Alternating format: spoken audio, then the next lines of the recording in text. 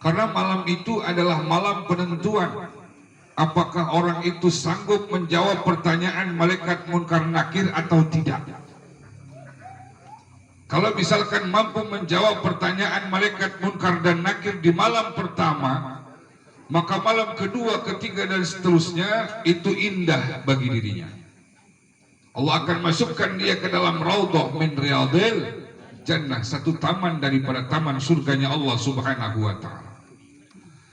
Dan Imam Jalaluddin As-Suyuti di dalam kitab tersebut mengatakan, ada orang yang bisa menjawab pertanyaan malaikat itu di malam pertama, ada yang bisa jawab pertanyaan malaikat di malam yang ketujuh, ada yang bisa menjawab pertanyaan malaikat di malam yang ke-40, ada yang bisa menjawab pertanyaan di malam yang ke-100, bahkan sampai malam 360 atau yang kita kenal dengan acara haul. Siapa orang yang bisa menjawab pertanyaan malaikat munkar nakir di malam pertama itu? Adakah kita di semua nanti bisa menjawab pertanyaannya atau tidak? Dan bagaimana kriterianya orang yang bisa menjawab pertanyaan malaikat munkar nakir di malam pertama? Ini Pak, kata Imam Jalaluddin As-Suyuti dalam kitabnya Al-Hawi, orang yang bisa menjawab pertanyaan malaikat munkar nakir di malam pertama itu adalah orang yang tidak pernah meninggalkan sholat dan tidak pernah meninggalkan sholat berjamaah 5 waktu. Sanggup dia lakukan itu malam pertama, dia bisa menjawab pertanyaan malaikat munkar dan nakir. Udah kerjain belum kita itu? Kadang-kadang lu tahu amat man kan main si Dorman.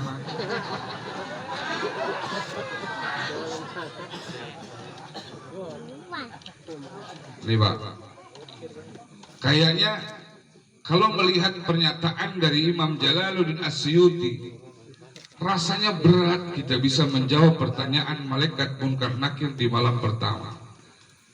Karena bisa jadi kita ini ada yang mungkin pernah meninggalkan sholat jamaah dalam 5 waktu. Banyakan jamaahnya, banyakan kagak.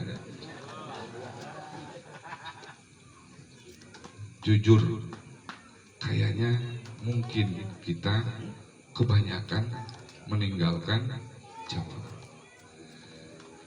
Kalau begitu kita nggak ada harapan dong malam pertama bisa menjawab pertanyaan malaikat munkar nakir. Ya nggak ada harapan. Apalagi kalau sampai meninggalkan sholat. Lamaan lagi. Kalau sampai ninggalin sholat, ya Allah.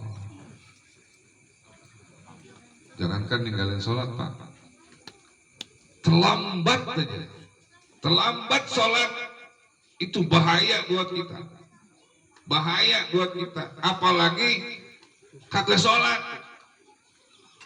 Enggak, gue mah nggak sholat juga, gue mah tiap saat gue sholat.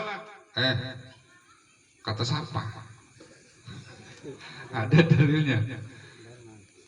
Orang sholat ya tarahum ruk'an sujada, ada ruku, ada sujud.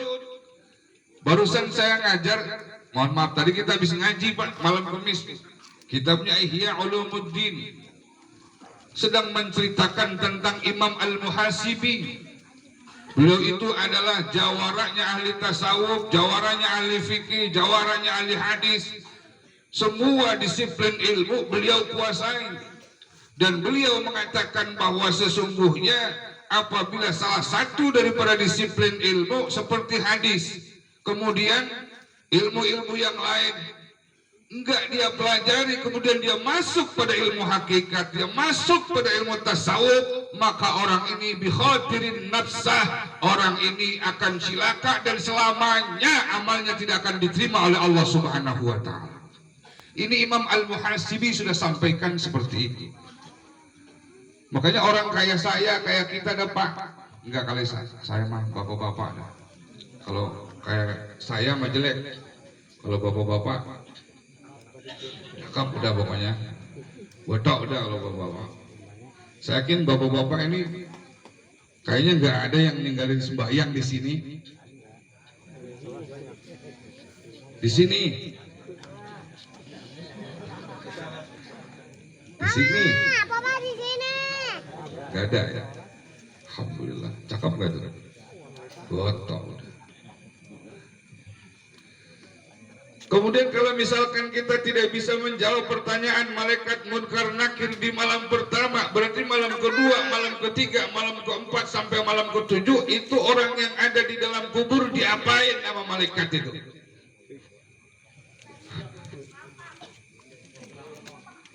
Bapak-bapak udah tahu jawabannya, udah tahu.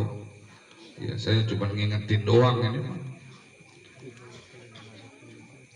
Dan orang yang berada di dalam kuburan itu Pak, kalau memang belum bisa jawab, ditunggu sampai malam ketujuh. Makanya kita perlu tahlil.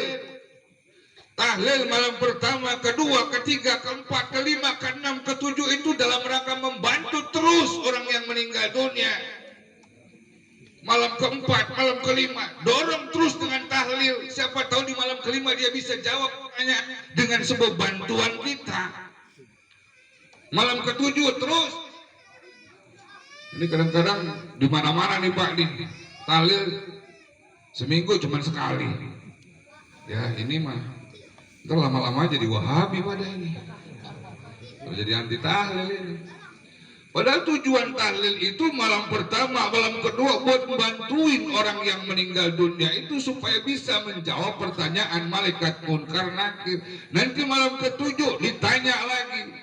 Bisa nggak jawab? Belum bisa jawab. Terus sampai malam ke-40.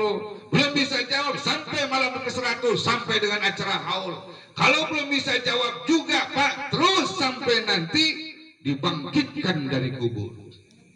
Ini na'udzubillah min dzalik kalau itu.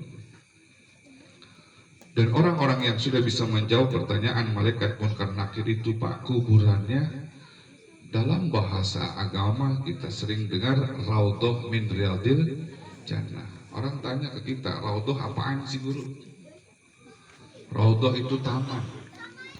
Taman apa? Taman surga. Kalau bahasa kampung saya, kampung kita, kalau orang itu meninggal dunia diberikan tempat oleh Allah raudhah min riyadil jannah, satu taman daripada taman surga, itu artinya dia udah dapat surga, DP-nya udah dapat. Dan orang yang sudah merasakan DP-nya surga yang namanya raudhah min riyadil jannah dipastikan masuk surga. Begitu Pak. Makanya kalau misalkan kita bicara tentang bagaimana sih orang yang meninggal dunia di dalam kubur, nah tergantung orangnya. Apabila dia dapat raudhah min riyadil jannah, Pak, itu dia bisa berkunjung ke mana tempat yang dia mau menjumpai saudara-saudaranya. Mana dalilnya? Ada dalam kitab namanya Mafahim Yajib an Tusahhah, karangan Said Muhammad bin Alawi Al-Maliki Al-Hasani. Di sana ditulis sebuah hadis, kata Nabi, "Idza wali ahadukum akhahu falyuhsin kafna li'annahum yatazawaruna fi quburihim." Apabila kalian mengurusi salah seorang di antara kalian yang telah berpulang ke rahmatullah, falyuhsin kafna, bagusin kain kafannya. Pakaiin kain kafan yang cakep. Yang cakep itu artinya yang bersih, bukan yang mahal. Kenapa? Li'annahum yatazawaruna fi quburihim, karena sesungguhnya orang yang meninggal dunia nanti akan berziarah, berkunjung, mengunjungi kepada siapapun sanak famili handai tolan saudaranya. Fi kuburihim, dalam kuburnya. Mereka itu akan datang Pak. Kalau misalkan ada bapaknya yang sudah meninggal, ketemu sama bapaknya, sama ibunya yang sudah meninggal dunia, ketemu. Kalau sama-sama kuburnya itu raudhah min riyadil jannah. Tapi kalau misalkan dia masih belum bisa menjawab pertanyaan, belum ketemu siapa-siapa, masih ribet ngurusin jawaban dari pertanyaan malaikat yang pertanyaannya kita udah maklum, udah dibocorin sama ulama jawabannya. Ya kan pertanyaannya sederhana, marrobuka, waman nabiyuka, dan seterusnya, sederhana. Itu jawabannya udah dibocorin. Kalau ditanya marrobuka, kita jawab Allahu Rabbi. Bapak-bapak udah hafal itu? Udah hafal semua. Tapi sayang nanti kita jawab ya bukan pakai apalan. Jawabnya pakai amalan, bukan apalan. Kalau kita jawab pakai apalan, jangan ngapa-ngapain Pak, jangan sembahyang udah. Yang penting udah hafal. Iya, yang penting ditanya jawab. Ini sayangnya nanti yang jawab adalah amaliyah kita, amalan kita, bukan apalan kita. Ya Allah, ini merobohkan. Nanti kumpul Pak kita, ngobrol bareng sama saudara-saudara kita yang udah pada meninggal. Jadi jangan punya pikiran begini. Orang kalau meninggal emang katanya guru di dalam kuburan kita digencet sama tanah. Terus kalau kita digedingin pakai martel. Saya tanya martelnya merek apa?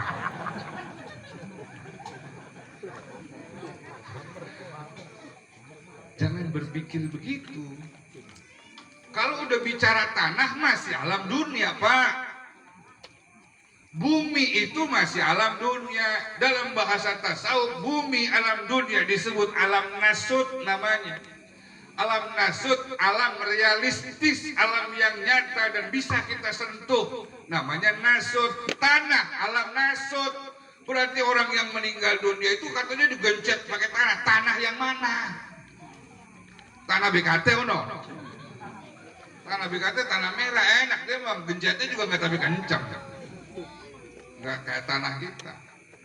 Nggak begitu Pak. Alam nasut itu alam nyata, alam bumi namanya alam nasut. Kuburan itu masih alam nasut, masih alam dunia. Kalau alam kubur itu yang alam perbatasan akhirat, disebut dengan alam barzakh.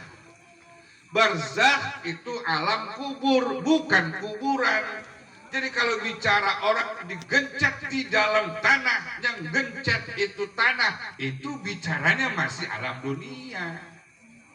Kalau gitu sih boleh kita pasangin video CCTV di dalam kuburan. Lah, kalau memang dia digencet, pasangin CCTV, coba lihat kayak apa digencetnya. Kelihatan Pak, pakai CCTV. Kan orang kalau udah meninggal jasadnya diganti Pak. Bukan yang ini lagi, bukan. Ini masih geblek aja, kadang-kadang orang sono tapi. Kalau orang sini sih sama. Nah, kalau orang sini pinter-pinter udah. Saya lagi nerangin di sono waktu itu. Jadi orang yang udah meninggal dunia, ntar badannya diganti, ditukar, kehidupannya juga ditukar. Badannya bukan lagi badan yang terbuat dari tanah. Adapun kalau kita dimasukin ke dalam tanah karena kita berasal dari tanah, maka kita kembali ke tanah. Minha khalaqnakum wa fiha nu'idukum wa minha nukhrijukum taratan ukhra. Itu namanya kita dari tanah kembali ke tanah, buat tanah tuh. Makanya kalau kita nguburin orang meninggal dunia, itu pertama kali kita ambil tanah sambil baca minha khalaqnakum, lemparin. Ambil lagi wa fiha nu'idukum, lemparin. Wa minha nukhrijukum taratan ukhra, lemparin. Minimal 3 kali Pak, begitu sebelum tanah diuruk itu. Itu begitu sunnahnya. Bisa kita lihat dalam kitab I'anatul Thalibin karangan Syekh Zainuddin bin Abdul Aziz Al-Malebari. Itu silakan, itu ada dalilnya seperti itu Pak. Ya. Udah kali ya? Belum ada ngantuk buat pada. Saya belum. Ini diemnya diem paham apa diem kagak ngerti nih? Mikirin. Iya. Tuh. Nah, pertanyaannya berat, jawabannya yang berat, pertanyaan mah kagak berat. Pertanyaan malaikat. Yang nanya siapa Pak? Malaikat, Munkar, Nakir. Ada yang kenal sama Munkar?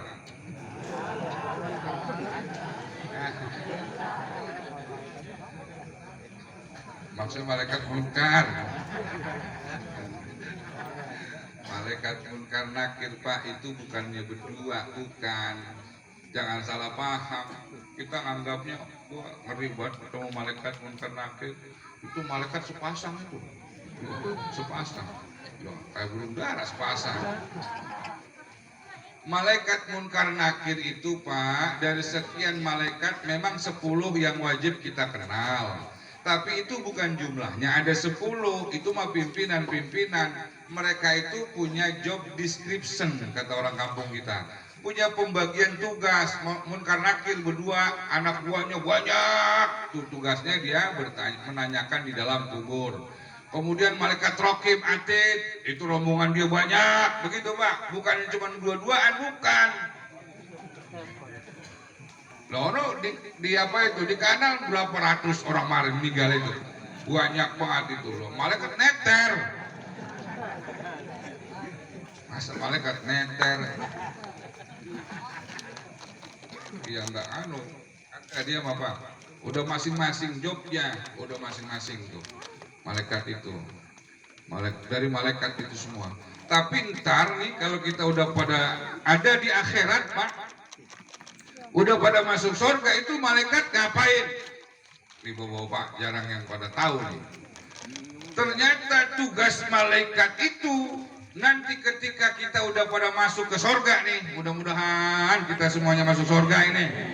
Ya, kita bisa bareng-bareng nanti kumpul di surga di sono. Yang pada hobi bulu tangkis, ada lapangan di sono. Jangan takut, ada raketnya, ada semuanya, merek apa aja ada. Yang suka jala,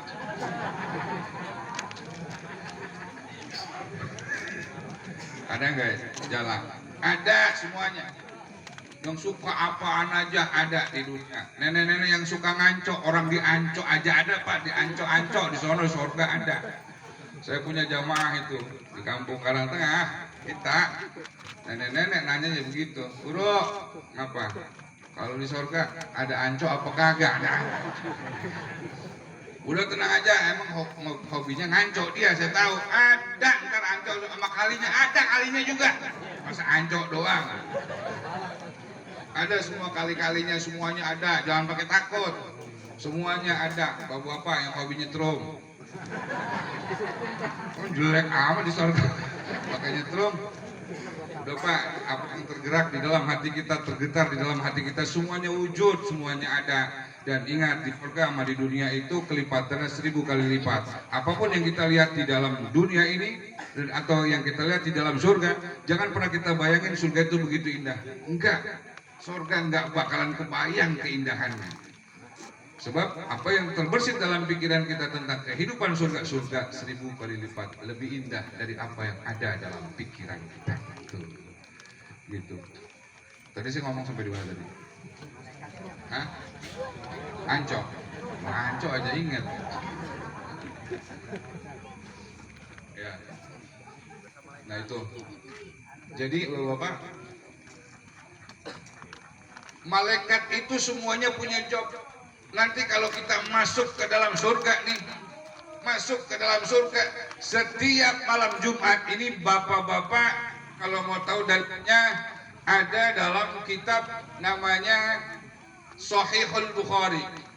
Tapi jauharnya Jawahirul Bukhari, maaf. Nama kitabnya Jawahirul Bukhari.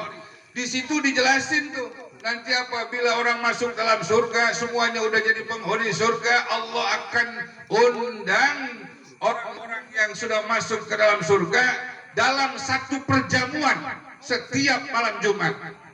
Semua orang-orang yang ada di dalam surga dijamu oleh Allah dan mengadakan acara seperti di bumi. Kalau boleh saya berikan ilustrasi kayak di bumi. Ada pembawa acaranya Pak. Pembawa acaranya siapa? Malaikat Jibril nanti akan menjadi MC, Master of Ceremony. Wah hebat Jibril. Assalamualaikum warahmatullahi wabarakatuh. Para jamaah surga yang dihormati, khususnya jamaah Karangtengah, ibaratnya begitu dah. Ada ntar itu. Dan nanti korinya juga dari malaikat. Siapa korinya? Korinya malaikat Israfil. Malaikat Israfil ntar kori Pak. Kenapa malaikat Israfil yang kori? Karena malaikat Israfil adalah malaikat yang bertugas meniupkan sangkakala, dia napas yang paling panjang di antara malaikat-malaikat yang lain. Kalau misalkan malaikat Israfil napasnya kurang panjang, waduh Pak, itu kiamat melejit. Magalah melejit. Iya. Baru niup sangkakala, napasnya habis, kagak jadi kiamat. Nanti malaikat Israfil yang jadi qari'nya ahli surga nanti dalam perjamuan setiap malam Jumat di dalam surga, ditulis dalam kitab Jawahirul Bukhari. Ada itu hadis Nabi seperti itu, Pak. Ya, makanya kita kalau bisa kita siapin udah dari sekarang. Ntar ada yang qari nggak dari manusia ada, cuman Ustaz Khair belum masuk belum. Ntar yang qari itu Nabi Yusuf, Nabi kita, kemudian Nabi Daud. Nabi Daud nanti qari'nya, Pak. Karenanya ada sebuah hadis yang ini dijadikan pedoman bagi ulama-ulama tasawuf. Man sami'a alatal malahi lam yasma' qira'ata qurra'i ahli jannah. Barang siapa yang mendengarkan alat-alat musik, maka dia tidak akan pernah mendengar qari-qari ahli surga. Wa minhum Yusuf wa Muhammad, dan sebagian dari ahli qarinya adalah Nabi Yusuf dan Nabi Muhammad. Juga dalam riwayat yang lain Nabi Daud.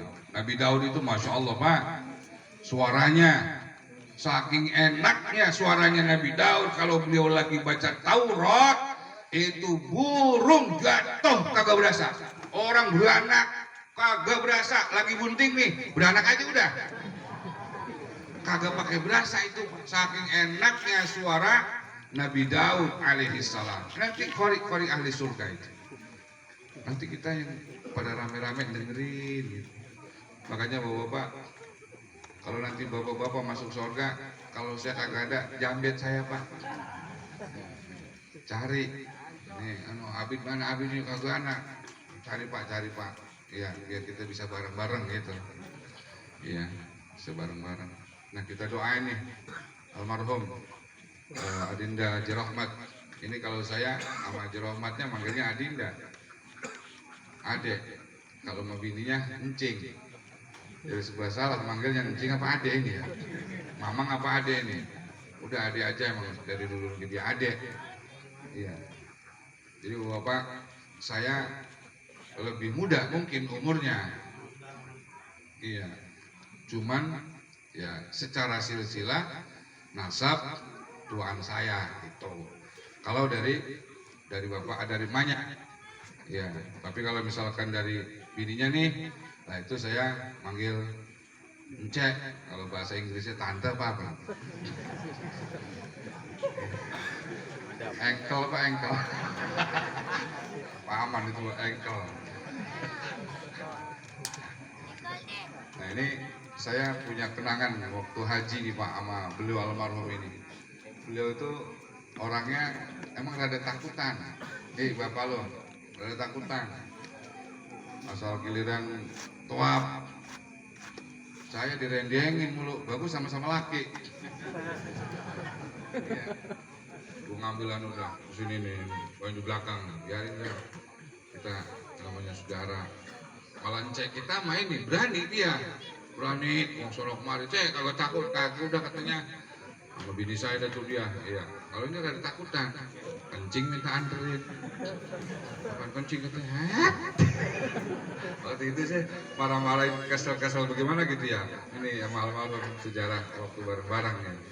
Tapi pas udah di Madinah itu saya coba terapin tegas, anterin, jauh-jauh minta anterin, berangkat sono, berangkat sendiri berani, terus akhirnya udahlah, ibarat main peda itu udah lepas. Udah berani deh tuh, bagus katanya, gue digalakin katanya gitu. Pas gue digalakin gue jadi berani katanya gitu. Itu ada kenangan ya Allah ya, sama beliau Haji Rahmatullah ya. Nah saya tahu beliau ini orang baik Pak. Saudara-saudaranya juga mungkin tahu kebaikan-kebaikannya, karena kita tidak boleh membicarakan selain kebaikan ya. Makanya uzkuru mahasina mautakum, ingatlah kebaikan-kebaikan orang yang telah meninggal dunia, maka dengan kebaikan itu nanti akan terukir dan akan menjadi pahala bagi orang yang meninggal tersebut ya. Bapak hadirin sekalian yang dirahmati Allah Subhanahu wa taala. Udah segitu aja, ntar kalau ada acara 40 hari lagi baru saya kemari lagi. Ya, mudah-mudahan ada umur, ada waktu ya. Sampai di mana tadi tandain itu? Hah? Ancok. Jangan ancoknya diingetin. Ya, jadi sampai di korik-koriknya ahli surga. Nah, yang bisa kita bawa pulang apaan malam hari ini Pak? Biar ada bekal juga buat kita yang masih pada hidup. Saya berharap dalam kitab Risalatul Mu'awanah itu ada dijelasin supaya hati kita harus kita gantungkan senantiasa kepada Allah. Maka selalu dalam setiap desahan nafas kita selalu ilafat Allah, Allah, Allah, Allah dalam hati kita. Maka insya Allah nanti akan melekat lafzul jalalah di dalam hati kita, dan setiap desahan nafas kita itu yang kita selalu iringi dengan la ilaha illallah atau Allah, Allah, Allah, maka itu akan menyebabkan kita insya Allah bisa meninggal dalam keadaan husnul khotimah. Adapun orang yang jadi husnul khotimah gampang banget kita nandain Pak. Apabila ada orang meninggal di depan mata kita, kita lihat di sini ada berkeringat. Ya, idza arafat jabinu, apabila ini keningnya berkeringat nih. Ya. Kemudian kita lihat wabiyadat tujuh, wajahnya terlihat putih itu, bening gitu. Kemudian bibirnya terlihat pucat, maka yakinilah bahwa itu tanda bahwa dia adalah orang yang meninggal dalam keadaan husnul khotimah. Tanda ini. Tapi apabila ada ciri-ciri yang lain, wa iza ghatta ghatitul makhluq, apabila dia mendengkur seperti dengkuran orang yang tercekik, ngorok kayak orang kecekek, itu nggak usah saya kasih contoh lagi. Bapak-bapak tinggal nyontohin sendiri, kecekek, ngorok kayak orang kecekek, gitu ya. Nah, itu buru-buru kalau ada yang begitu tuh di kupingnya kita bisikkan, kita talqin. Talqin itu artinya kita bimbing. Laqinu mautakum bila ilaha illallah. Ayo terus kita bisikin la ilaha illallah. Sebab itu ciri-cirinya orang mati jelek itu begitu. Makanya terus kita bimbing la ilaha illallah di kupingnya. Ternyata kalimat la ilaha illallah itu kalimat yang luar biasa, dan dengan kalimat itu akhirnya Nabi Allah Nuh alaihi salam tuh yang mau hancur pada saat itu akibat topan yang melanda diselamatkan oleh Allah karena beliau menuliskan kalimat la ilaha illallah di dalam cincinnya, dan di situ ditulis la ilaha illallah alfa marrah. Sebelumnya Nabi Nuh itu membacanya haleluya itu Pak. Haleluya, haleluya ya Maryam Atqin dalam bahasa Ibrani. Kalau bahasa kitanya itu haleluya, haleluya ya Maryam Atqin sama dengan la ilaha illallah ya Rabbi aslihni. Jadi haleluya itu la ilaha illallah loh. Jadi haleluya, haleluya ya Maryam Atqin itu bahasa Arabnya la ilaha illallah ya Rabbi aslihni. Tiada Tuhan selain Allah, wahai Tuhanku selamatkan aku. Ya Rabbi aslihni. Itu kemudian nggak sempat baca la ilaha illallah 1000 kali, akhirnya beliau tuliskan la ilaha illallah di dalam cincinnya, dan dengan sababnya itu kemudian Allah selamatkan Nabi Allah Nuh alaihissalam bersama umatnya yang berjumlah 70 orang dan bersama anak laki-lakinya 3 bersama dengan istrinya, berarti 76 Nabi Nuh bersama dengan istrinya, berarti 8. Tusuk perahu adanya cuma 78 orang, anak satunya udah mati duluan yang bernama Kan'an. Nah itu kalimat la ilaha illallah. Kalau kita tidak sempat baca la ilaha illallah, udah baca Allah, Allah, Allah, Allah aja di dalam hati kita. Semoga dengan apa yang kita lakukan, setiap desahan nafas kita yang keluar dan masuk kita iringi dengan Allah, Allah, Allah, menyebabkan kita nanti dimudahkan oleh Allah ketika kita meninggal, dan kita meninggal dalam keadaan husnul khotimah. Terakhir kita baca Fatihah untuk almarhum Haji Rahmatullah bin Ayahanda Haji Muhammad Siddiq. Semoga dengan karamah dan mukjizat daripada salat Fatihah, Allah ampuni segala dosa-dosa beliau, Allah terima segala amal ibadah beliau, dan Allah jadikan kuburnya raudhah min riyadhil jannah. Bitilkan niyah al-Fatihah. Bismillahirrahmanirrahim. Alhamdulillahirabbil alamin arrahmanir rahim maliki yaumiddin. Iyyaka na'budu wa iyyaka nasta'in ihdinas siratal mustaqim. صراط الذين أنعمت عليهم غير المغضوب عليهم ولا الضالين. Amin. Amin. Dari saya bila ada kalimat yang kurang berkenan, mohon dibukakan pintu maaf yang sebesar-besarnya. Dan terakhir saya tutup dengan satu pantun, boleh Pak ya? Biar kita orang kampung juga mantun boleh Pak. Ya. Pak, minta pulang mama. Kuntilanak terpapar corona. Kuntilanak PA. Assalamualaikum warahmatullahi wabarakatuh.